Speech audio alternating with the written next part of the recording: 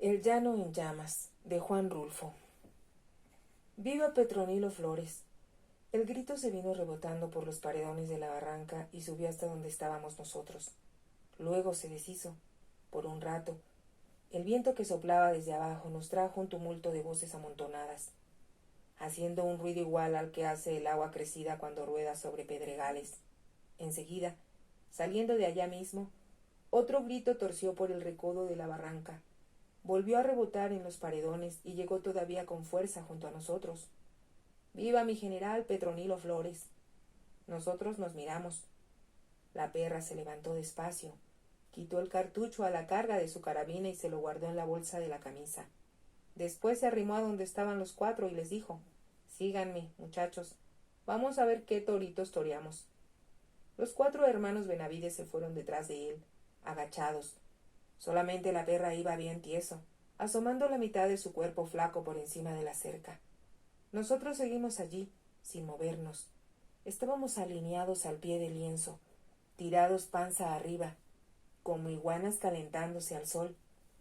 La cerca de piedra culebreaba mucho al subir y bajar por las lomas, y ellos, la perra y los cuatro, iban también culebreando como si fueran con los pies trabados. Así los vimos perderse de nuestros ojos. Luego volvimos la cara para ver otra vez hacia arriba y miramos las ramas bajas de los amoles que nos daban tantita sombra. Olía a eso, a sombra recalentada por el sol, a amoles podridos.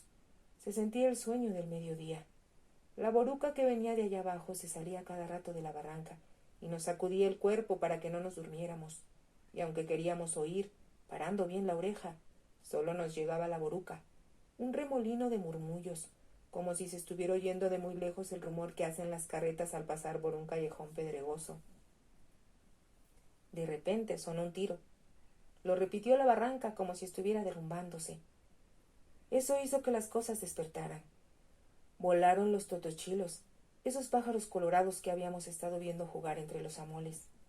Enseguida las chicharras, que se habían dormido a ras del mediodía, también despertaron llenando la tierra de rechinidos. ¿Qué fue?, preguntó Pedro Zamora, todavía medio amodorrado por la siesta. Entonces el chihuila se levantó y, arrastrando su carabina como si fuera un leño, se encaminó detrás de los que se habían ido. «Voy a ver qué fue lo que fue», dijo, perdiéndose también como los otros. El chirriar de las chicharras aumentó de tal modo que nos dejó sordos, y no nos dimos cuenta de la hora en que ellos aparecieron por allí. Cuando menos acordamos, aquí estaban ya, mero enfrente de nosotros, todos desguarnecidos. Parecían ir de paseo, ajuareados para otros apuros y no para este de ahorita. Nos dimos vuelta y los miramos por la mira de las troneras. Pasaron los primeros, luego los segundos y otros más, con el cuerpo echado para adelante, jorobados de sueño. Les relumbraba la cara de sudor, como si la hubieran zambullido en el agua al pasar por el arroyo. Siguieron pasando. Llegó la señal. Se oyó un chiflido largo y comenzó la tracatera allá lejos, por donde se había ido la perra. Luego siguió aquí. Fue fácil. Casi tapaban el agujero de las troneras con su bulto. De modo que aquello era como tirarles a boca de jarro y hacerles pegar tamaño respingo de la vida a la muerte sin que apenas se dieran cuenta. Pero esto duró muy poquito, si acaso la primera y la segunda descarga. Pronto quedó vacío el hueco de la tronera por donde, asomándose uno, solo se veía a los que estaban acostados en mitad del camino, medio torcidos, como si alguien los hubiera venido a tirar allí. Los vivos desaparecieron. Después volvieron a aparecer, pero por lo pronto ya no estaban allí. Para la siguiente descarga tuvimos que esperar. Alguno de nosotros gritó: «¡Viva Pedro Zamora!». Del otro lado respondieron, casi en secreto: «Sálvame, patroncito, sálvame. Santo niño de Atocha, socórreme». Pasaron los pájaros. Bandadas de tordos cruzaron por encima de nosotros hacia los cerros. La tercera descarga nos llegó por detrás, brotó de ellos, haciéndonos brincar hasta el otro lado de la cerca, hasta más allá de los muertos que nosotros habíamos matado. Luego comenzó la corretiza por entre los matorrales. Sentíamos las balas pajueleándonos los talones, como si hubiéramos caído sobre un enjambre de chapulines, y de vez en cuando, y cada vez más seguido, pegando mero en medio de alguno de nosotros que se quebraba con un crujido de huesos. Corrimos. Llegamos al borde de la barranca y nos dejamos descolgar por allí como si nos despeñáramos. Ellos seguían disparando. Siguieron disparando todavía después que habíamos subido hasta el otro lado, a gatas, como tejones espantados por la lumbre. ¡Viva mi general Petronilo Flores, hijos de tal por cual! Nos gritaron otra vez, y el grito se fue rebotando como el trueno de una tormenta, barranca abajo. Nos quedamos agazapados detrás de unas piedras grandes y boludas, todavía resollando fuerte por la carrera. Solamente mirábamos a Pedro Zamora preguntándole con los ojos qué era lo que nos había pasado. Pero él también nos miraba sin decirnos nada. Era como si se nos hubiera acabado el habla a todos, o como si la lengua se nos hubiera hecho bola como la de los pericos y nos costara trabajo soltarla para que dijera algo. Pedro Zamora nos siguió mirando. Estaba haciendo sus cuentas con los ojos. Con aquellos ojos que él tenía, todos enrojecidos, como si los trajera siempre desvelados. Nos contaba de uno en uno. Sabía ya cuántos éramos los que estábamos allí, pero parecía no estar seguro todavía. Por eso nos repasaba una vez y otra y otra. Faltaban algunos, 11 o 12, sin contar a la perra y al chihuila, y a los que habían arrendado con ellos. El chihuila bien pudiera ser que estuviera horquetado arriba de alguna mole, acostado sobre su retrocarga, aguardando a que se fueran los federales. Los joseses, los dos hijos de la perra, fueron los primeros en levantar la cabeza, luego el cuerpo. Por fin caminaron de un lado a otro esperando que Pedro Zamora les dijera algo, y dijo: «Otro agarre como este», y nos sacaban. Enseguida, atragantándose como si se tragara un buche de coraje, les gritó a los joseses: «Ya sé que falta su padre, pero aguántense tantito, y iremos por él». Una bala disparada de allá hizo volar una parvada de tildíos en la ladera de enfrente. Los pájaros cayeron sobre la barranca y revolotearon hasta cerca de nosotros. Luego, al vernos, se asustaron, dieron media vuelta relumbrando contra el sol y volvieron a llenar de gritos los árboles de la ladera de enfrente. Los joseses volvieron a luchar al lugar de antes y se acuchillaron en silencio. Así estuvieron toda la tarde. Cuando empezó a bajar la noche, llegó el chihuila acompañado de uno de los 4. Nos dijeron que venían de allá abajo, de la Piedra Lisa, pero no supieron decirnos si ya se habían retirado los federales. Lo cierto es que todo parecía estar en calma. De vez en cuando se oían los aullidos de los coyotes. «Epa tú, pichón», me dijo Pedro Zamora, «te voy a dar la encomienda de que vayas con los joseses hasta Piedra Lisa y vean a qué le pasó a la perra. Si está muerto, pues entiérrenlo. Y hagan lo mismo con los otros. A los heridos déjenlos encima de algo para que los vean los guachos, pero no se traigan a nadie». Eso haremos. Y nos fuimos. Los coyotes se oían más cerquita cuando llegamos al corral donde habíamos encerrado la caballada. Ya no había caballos, solo estaba un burro trasijado que ya vivía allí desde antes que nosotros viniéramos. De seguro los federales habían cargado con los caballos. Encontramos al resto de los 4 detrásito de unos matojos, los 3 juntos, encaramados unos encima de otros, como si los hubieran apilado allí. Les alzamos la cabeza y se las angoloteamos un poquito para ver si alguno todavía daba señales. Pero no, ya estaban bien difuntos. En el aguaje estaba otro de los nuestros con las costillas de fuera, como si lo hubieran macheteado. Y recorriendo el lienzo de arriba abajo encontramos uno aquí y otro más allá, casi todos con la cara renegrida. «A estos los remataron, no tiene ni qué», dijo uno de los joseses. Nos pusimos a buscar a la perra, a no hacer caso de ningún otro, sino de encontrar a la mentada perra. No dimos con él. Se lo han de haber llevado, pensamos. Se lo han de haber llevado para llevárselo al gobierno, pero, aún así, seguimos buscando por todas partes. Entre el rastrojo, los coyotes seguían aullando. Siguieron aullando toda la noche. Pocos días después, en el Armería, al ir pasando el río, nos volvimos a encontrar con Petronilo Flores. Dimos marcha atrás, pero ya era tarde. Fue como si nos fusilaran.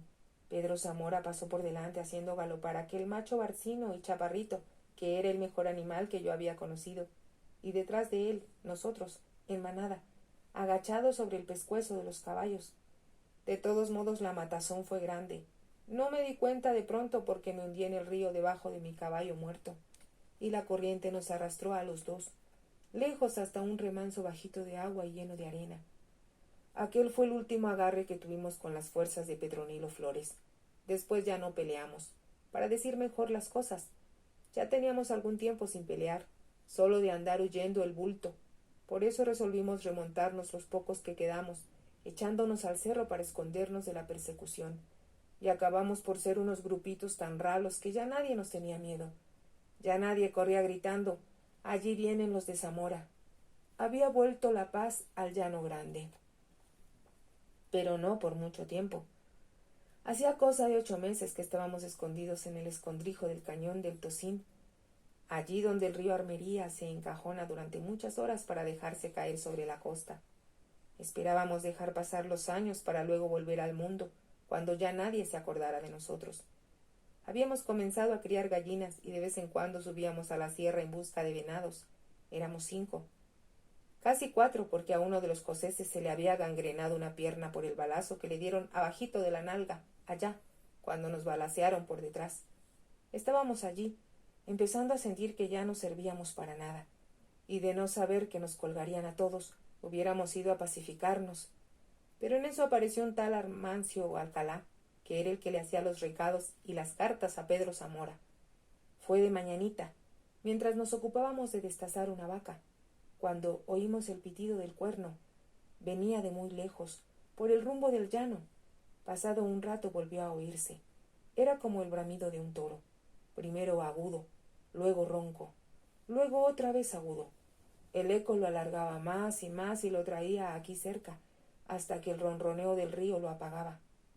Y ya estaba por salir el sol, cuando el tal Alcalá se dejó ver asomándose por entre los sabinos.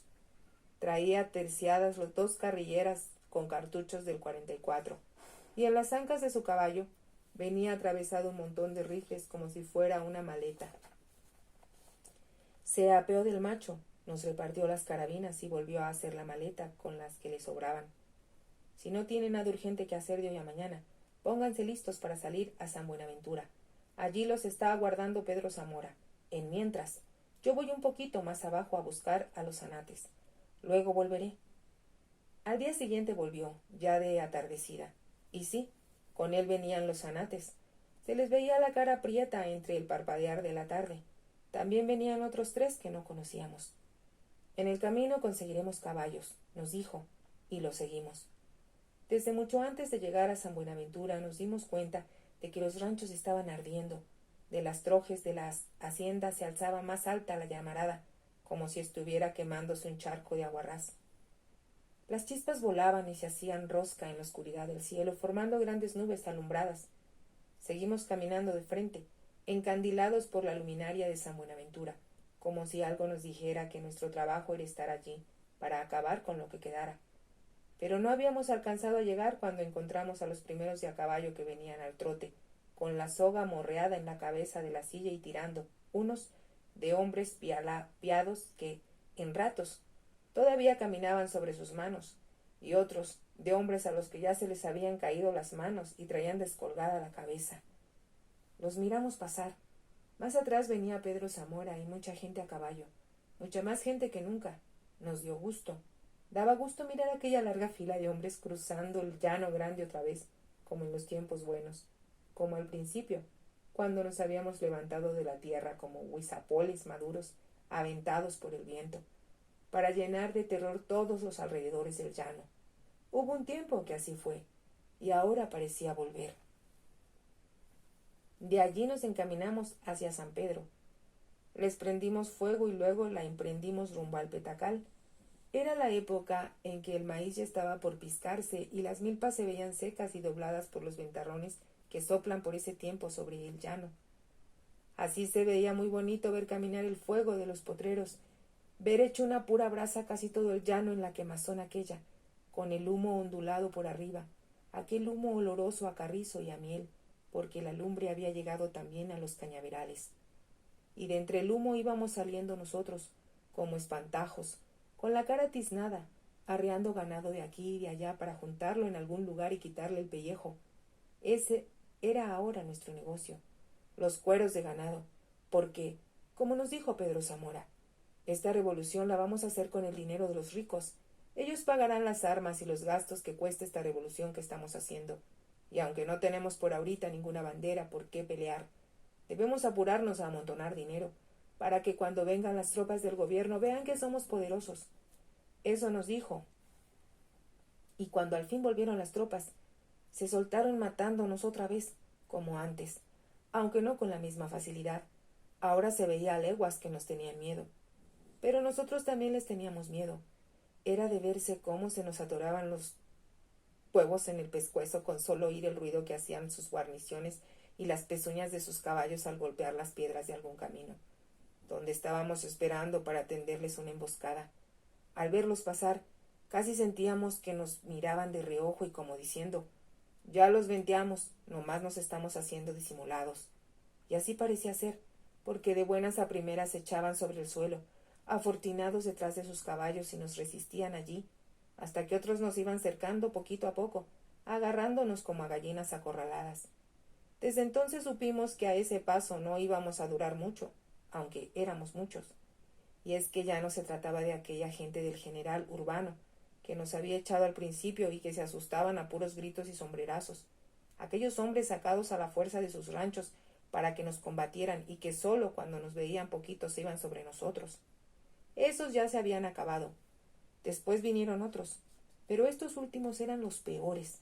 Ahora era un tal Olachea, con gente aguantadora y entrona, con alteños traídos desde Teocaltiche, revueltos con indios tepehuanes, unos indios mechudos, acostumbrados a no comer en muchos días y que a veces estaban horas enteras espiando a uno con el ojo fijo y sin parpadear, esperando a que uno asomara la cabeza para dejar ir derechito a uno una de esas balas largas de 30 que quebraban el espinazo como si se rompiera una rama podrida. No tiene ni qué, que era más fácil caer sobre los ranchos en lugar de estar emboscando a las tropas del gobierno. Por eso nos desperdigamos, y con un puñito aquí y otro más allá, hicimos más perjuicios que nunca, siempre a la carrera, pegando la patada y corriendo como mulas brutas.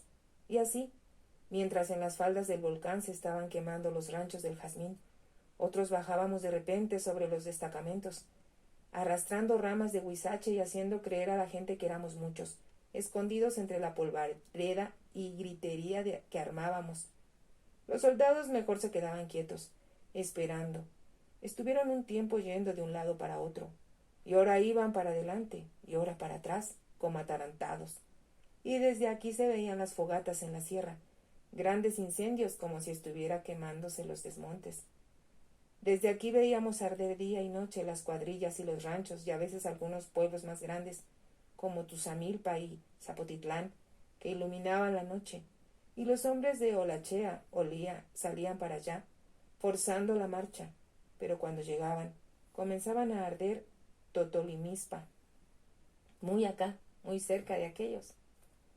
Era bonito ver aquello, salir de pronto de la mañana, de los tepemezquites cuando ya los soldados iban con sus ganas de pelear, y verlos atravesar el llano vacío, sin enemigo al frente, como si se zambulleran en el agua honda y sin fondo que era aquella gran herradura del llano encerrada entre montañas.